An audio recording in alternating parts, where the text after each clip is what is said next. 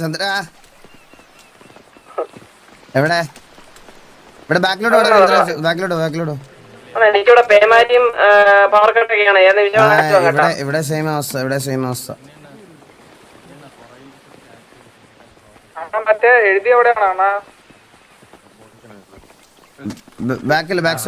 Back side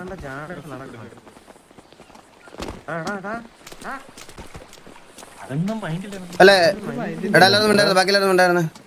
എടാ ഇന്നലെ already നിനക്ക് സിറ്റുവേഷൻ ആ സമയത്ത് രാത്രി 3 മണിക്ക് ഞങ്ങൾ വന്നിട്ട് പറഞ്ഞതല്ലേ ഇപ്പോഴത്തെ അവസ്ഥ എന്താണ്, ഇപ്പോഴത്തെ ഇതാണ്, കുറച്ച് കഴിഞ്ഞിട്ട് നമുക്ക് HFO ആയിട്ടുള്ള സിറ്റുവേഷൻ ഒക്കെ നമുക്ക് എടുക്കാം എന്ന് പറഞ്ഞതല്ലേ. പിന്നെ ഇപ്പോൾ ഇന്ന് ഉച്ചയ്ക്ക് സിറ്റുവേഷൻ എടുക്കേണ്ട ആവശ്യം ഞങ്ങൾ ഒരാൾ പോലും ഇല്ലാതെ. അണ്ണാ എനിക്കും അറിയത്തില്ല.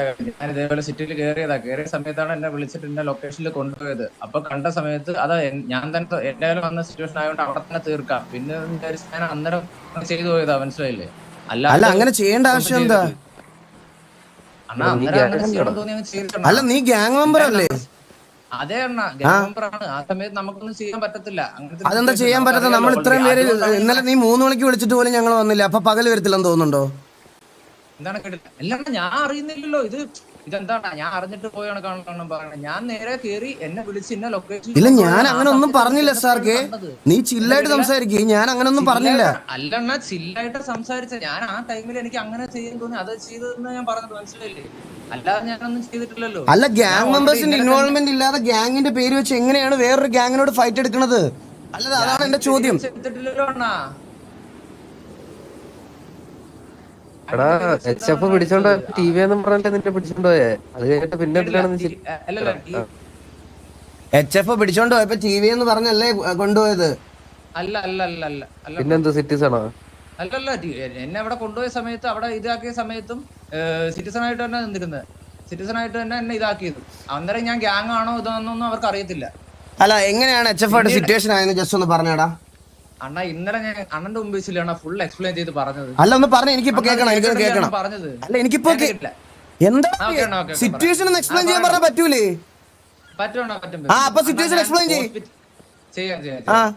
അണ്ണാ ഞാൻ ഹോസ്പിറ്റലിൽ നേരെ മുതുകിൽ വന്നോണ്ടിരുന്നായിരുന്നു അണ്ണാ. അപ്പം എന്റെ വണ്ടി കാണുന്നില്ല. അപ്പൊ ഹോസ്പിറ്റലിൽ വെച്ച് ഒരു മേഡത്തിന്റെ വണ്ടിയിൽ ഞാൻ കയറി. ആ മേഡം നേരെ ആ ഒരു ഗ്യാങ് ഹൗസിനകത്തോടെ പോയത്. അവിടെ ചെന്ന സമയത്ത് എന്റെ വണ്ടി അവിടെ ആരോ ഓടിച്ചോണ്ടിരിക്കുന്ന കണ്ടു. ഞാൻ ശ്രദ്ധിച്ചില്ല ആ ടൈമിൽ.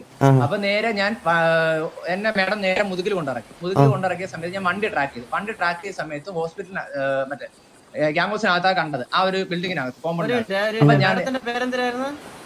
മേഡത്തിന്റെ പേര് ഓർമ്മയില്ല ചന്ദ്രു, കാണിച്ചു തരാം ചന്ദ്രു. അപ്പൊ ഞാൻ അവിടെ ചെന്നിട്ട് വണ്ടി എടുത്ത് അവിടെ ചെന്നപ്പോ ഒരാളെ കണ്ടു. അയാൾ കാര്യം ചോദിച്ചു, എനിക്ക് വണ്ടി എടുക്കാനാ വന്നതെന്ന് പറയുന്ന സമയത്ത് അകത്തിരിക്കൊണ്ട് എടുത്തോണ്ട് പറഞ്ഞു. ഞാൻ പറഞ്ഞു ആരാ ബ്രോ ഇവിടെ കൊണ്ടുവന്ന് ചോദിച്ചപ്പോൾ അവർക്ക് അറിയത്തില്ലെന്ന് പറഞ്ഞു. അവരേതോ സിറ്റുവേഷൻ കഴിഞ്ഞിട്ട് വരുന്ന വഴിയാണെന്ന് പറഞ്ഞു. ഞാൻ ശരി വണ്ടി എടുത്ത് പുറത്തോട്ട് ഇറങ്ങാൻ നേരത്ത് വണ്ടിക്കകത്ത് ഒരാൾ കയറി, ആ ഗ്യാങ്ങിനുള്ള. അപ്പൊ നേരെ കയറിയിട്ട് പുറത്തോട്ട് വന്ന സമയത്ത് പുള്ളിക്കാരൻ വണ്ടിയും ചാടി ഇറങ്ങിയ സമയത്താണ് ആ പുറകിൽ അര വെടി വെക്കണ പോലെ കേട്ട് എന്റെ ടയർ പൊട്ടിയപ്പോൾ ഞാൻ പുള്ളിക്കാരനോട് ചോദിച്ചു എന്തിനാ വെടി വെച്ച് ടയർ പൊട്ടിച്ചത്. ആ സമയത്ത് കണ്ടിന്യൂസ് അവിടുന്ന് ഫയറും ചെയ്യുന്നുണ്ടായിരുന്നു. അപ്പൊ ഞാൻ തിരിച്ച് അവിടെ ചെന്ന് എന്തിനാ വെറുതെ അങ്ങ് ഇത് അടിച്ചു കളയലല്ലോ. അപ്പൊ ഞാൻ നേരെ അവിടെ ചെന്ന് ചോദിച്ചു എന്തിനാ അടിച്ചത്. അപ്പൊ അവരാദ്യം പറഞ്ഞ് അവരാരും അല്ല അടിച്ചത്. പിന്നെ രണ്ടാമത് അവർ പറഞ്ഞതെന്ന് വെച്ച് കഴിഞ്ഞാൽ വണ്ടി ശരിയാക്കി തന്നാൽ മതിയോ എന്ന് ചോദിച്ചു. ഞാൻ പറഞ്ഞു മതിയെന്ന് പറഞ്ഞു.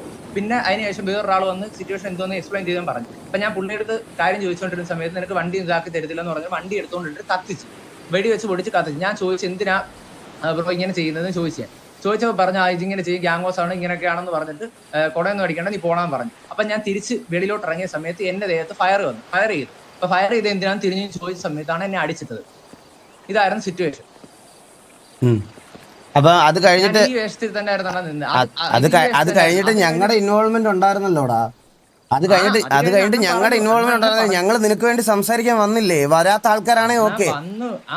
അണ്ണാ വന്നു അത് എനിക്കറിയാം. അത് എല്ലാവരും മനസ്സിലാക്കട്ടെ. ഞാൻ സിറ്റുവേഷൻ നമുക്കിപ്പൊ അങ്ങനത്തെ രീതി എടുക്കാൻ പറ്റത്തില്ല. അല്ലടാ ഞാൻ ഒരു കാര്യം പറയാം. അല്ല അപ്പൊ ഈ നിക്കുന്ന പിള്ളേർ ഇവന്മാരൊക്കെ ആരാണ്? അല്ല അതിന്റെ ചോദ്യം അതാ. അണ്ണ ഇന്നലെ അണ്ണ ഒന്ന് ആലോചിച്ച് നോക്കി. ഞാൻ പറഞ്ഞു ഇപ്പോഴേ സിറ്റുവേഷൻ വേണ്ടത്, പിന്നെ എന്തിനിന്ന് എടുത്തു? അതാണ് എന്റെ ചോദ്യം. ഞാൻ എടുത്തല്ലോ അത് ഒന്ന് മനസ്സിലാക്കണ്ട. അല്ല പിന്നെ ആരാ എടുത്തേ? അതാണ് ചോദ്യം. എന്റെ ചോദ്യം ടി വിക്കകത്ത് നിൽക്കുന്നിടത്തോളം കാലം വേറെ ആരാ എടുത്ത സിറ്റുവേഷൻ? എന്റെ ചോദ്യം അതാണ്. സിറ്റുവേഷൻ എടുത്ത ഞാനല്ല. ലായനും സരക്കണ്ണനും കൂടാണ് എന്നെ ഇതേപോലെ വിളിച്ച് ഗുലാനും വിളിച്ചിട്ടാണ് ഞാൻ അങ്ങോട്ട് പോയത്. അപ്പൊ അവരിപ്പോ കറന്റ് ടിവിയുടെ ഡ്രസ്സിലോ ടിവിയുടെ ഇതിലോ ഇവിടെ കണ്ടിട്ടുണ്ടോ സിറ്റിയില്? ഇല്ല. പിന്നെ എങ്ങനെയാണ് ആ സിറ്റുവേഷൻ നിനക്ക് വേണ്ടിട്ട് അവരെടുക്കാൻ പറ്റുന്നത്?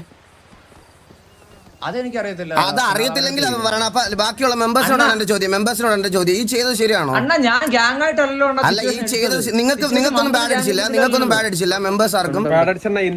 ഇന്നലെ ചോദിച്ച സമയത്ത് സിറ്റുവേഷൻ എടുത്തെന്ന് പറഞ്ഞു. ഈ HF എന്ന് പറയുന്നവൻ ഗ്യാങ് ആയിട്ട് നിൽക്കായിരുന്നു.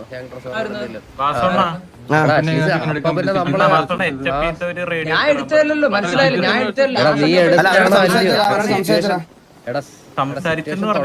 നമ്മളൊന്ന് വിളിക്കാലോ, വിളിച്ചാ വരുമല്ലോ, വരാതൊന്നും ഇരിക്കത്തില്ലല്ലോ. ഞാൻ അറിയുന്നില്ല എന്നെ ഇതിനു വേണ്ടിട്ട് അവിടെ കൊണ്ടുപോയെങ്കിൽ സമയത്തെങ്കിലും നമുക്ക് ടിവിയിൽ ആരെങ്കിലും അറിയിക്കാലോ. അവിടെ ചെന്ന് നീ സിറ്റുവേഷൻ കണ്ടപ്പോഴെങ്കിലും അവിടെ ചെന്ന് നീ സിറ്റുവേഷൻ എന്താ കണ്ടല്ലോ സാർക്ക്.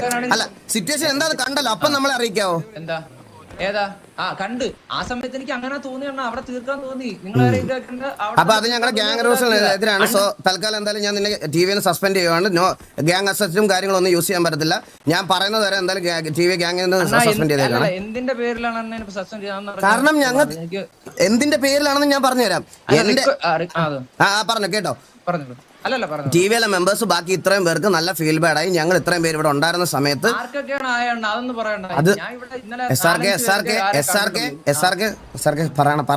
പറയണ കേട്ടാ മതി.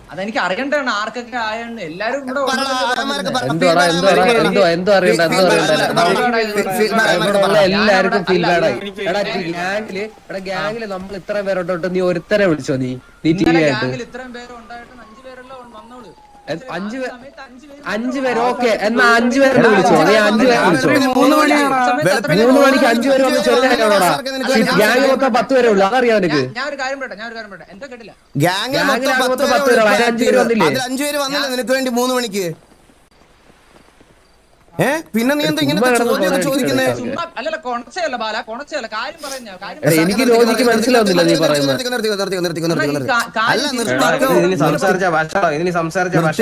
പറഞ്ഞല്ലോ, എന്റെ ഡിസിഷൻ പറഞ്ഞു. എന്തോ കേട്ടില്ല. റെസ്പെക്ട് കൊണ്ട് മാത്രമാണ് ഇപ്പൊ നിർത്തുന്നത്. നമ്മള് മറുപടി ചോദിച്ചു കഴിഞ്ഞാൽ പിന്നെ മറുപടി പറയാണ്ടിരിക്കുന്നത് എങ്ങനെയാണ് ശരിയാവുന്നത്? മതി. അപ്പൊ എന്റെ ഡിസിഷൻ അതാണ്. വെളിയിലുള്ളവരുടെ സിറ്റുവേഷൻ എടുക്കുന്നുണ്ട് ടി വിക്കകത്തുള്ളവരുടെ കൂടെ. ഗ്യാങ് സിറ്റുവേഷനോ എന്ത് സിറ്റുവേഷൻ റിവൻ സിറ്റുവേഷൻ എടുക്കുന്നുണ്ട് ടി വിക്കകത്തുള്ളവരുടെ കൂടെ, വെളിയിലുള്ളവരുടെ കൂടെ വേണ്ട. അതിപ്പോ അടിച്ചു നോക്കാനാണെങ്കിലും അത് അടിച്ച് തോക്കാനാണെങ്കിലും ജയിക്കാനാണെങ്കിലും അങ്ങനെ തന്നെ മതി. മനസ്സിലായ? അതുകൊണ്ടാണ് ഈ ഉടുപ്പ് ഇട്ട് ഇപ്പോഴും ഇങ്ങനെ നടക്കണേ ഞാൻ. അല്ലാതെ വേറെ അതിന്റെ അപ്പുറത്തോട്ട് വേറെ ഒന്നുമില്ല. മനസ്സിലായ? അപ്പോൾ ഇതാണ് എന്റെ ഡിസിഷൻ. സസ്പെൻഷനാണ് അൺടിൽ ഞാൻ പറയണത് വരെ. ഗ്യാങ് അസറ്റ്സ് യൂസ് ചെയ്യരുത്.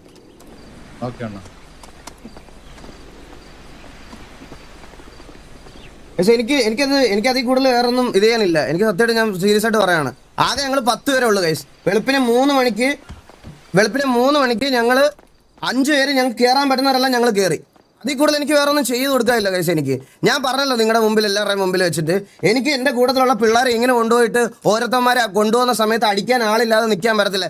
എനിക്ക് ഇവരുടെയൊക്കെ സൗകര്യത്തിന് തിരിച്ചു വരുന്നത് നോക്കി ജീവിതകാലം മൊത്തവും എനിക്കിങ്ങനെ ജീവിക്കാൻ പറ്റത്തില്ല ഗൈസ്. ഈ ഗ്യാങ് കൊണ്ടുപോകാൻ പറ്റത്തില്ല ഗൈസ്. എനിക്ക് സത്യമായിട്ട് എനിക്ക് പറ്റത്തില്ല. എനിക്ക് ഇവരുടെ ഒന്നും ഇത് നോക്കിയിട്ട് ഞാൻ ഒരാളെ നോക്കുന്നില്ല. അതിൽ എന്നോട് പറഞ്ഞ ഡിമാൻഡ് ഇതാണ്. അവർ ഒരുമിച്ച് ഇറങ്ങിയത്, അവർ വരുവാണെങ്കിൽ തിരിച്ചു ഒരുമിച്ച് വരത്തുള്ളൂ. അതിൽ 3-4 അവന്മാരെ എനിക്ക് പറ്റൂല. അവന്മാരെ ഇനി എൻ്റെ തല അറുത്ത് കളഞ്ഞാൽ പോലും ഞാൻ ടി വിയിൽ എടുക്കൂല. പേര് പറഞ്ഞ് എനിക്ക് ഹെയ്റ്റ് കൊടുക്കാൻ താല്പര്യമില്ല. അതിൽ ഒരുത്തൻ്റെ കാര്യം മാത്രമേ പറഞ്ഞുള്ളൂ. അവൻ മൾട്ടിപ്പിൾ ടൈംസ് ഈ കുണ്ണത്തിൽ എന്നോട് കാണിച്ചുകൊണ്ടാണ് ഞാൻ പറഞ്ഞത്. ഞാൻ വേറെ ഒരുത്തൻ്റെ പേര് പറഞ്ഞ് ഒരാളുടെയും ഹെയ്റ്റ് ആക്കി കൊടുക്കാനൊന്നും എനിക്ക് താല്പര്യമില്ല. ഈ ബാക്കി 4 എണ്ണം തല അറുത്ത് കളഞ്ഞാൽ പോലും ഞാൻ എടുക്കത്തില്ല. കാരണം അത്രയ്ക്ക് എനിക്ക് ഹേർട്ടായിട്ടുണ്ട് ഇമോഷണലി ഞാൻ. അതിട്ട് നിങ്ങളെല്ലാം പറഞ്ഞതിൻ്റെ പുറത്ത് ഞാൻ അവനെ ഇവന്മാരൊക്കെ തിരിച്ചെടുത്തിട്ടുണ്ട് പലവട്ടം. എനിക്ക് ഈഗോ എന്ന് പറയരുത് പ്ലീസ്. എനിക്ക് ഈഗോ എന്ന് പറയരുത്. ഇനി എനിക്ക് ഇവന്മാരെ നോക്കിയിരിക്കാൻ വയ്യ ഗൈസ്. എനിക്ക് ഇവന്മാരെ നോക്കിയിരിക്കാൻ വയ്യ. ഞാൻ നല്ല പ്ലേയേഴ്സിനെ ഞാൻ റിക്രൂട്ട് ചെയ്ത് ഞാൻ മുന്നോട്ട് പോവാ. ഒരുത്തിനും വേണ്ടി ഇനി വെയിറ്റ് ചെയ്തില്ല. ഒരു സ്ലോട്ട് ഒഴിച്ചെടുത്തില്ല, ഒരു കുന്തോ ഇല്ല. ഒരുത്തിനും വേണ്ടി വെയിറ്റ് ചെയ്യുന്നില്ല. ഈ നിൽക്കുന്ന പിള്ളേരുണ്ടല്ലോ, അവന്മാർക്ക് വേണ്ടിയിട്ടാണ് ഞാൻ നിൽക്കണേ. ഇപ്പം എനിക്ക് നല്ല വിഷമമായി ഗൈസ്. സത്യമായിട്ട് എനിക്ക് നല്ല വിഷമമായി. പറയാതിരിക്കാൻ വയ്യ. എനിക്ക് നല്ല വിഷമമായി. ഈഗോ എന്തിനു കാണിക്കണം? ഞാൻ ഇത്ര നാൾ കൂടെ വന്നവരുടെ അടുത്ത് എന്തിനു ഈഗോ കാണിക്കണം?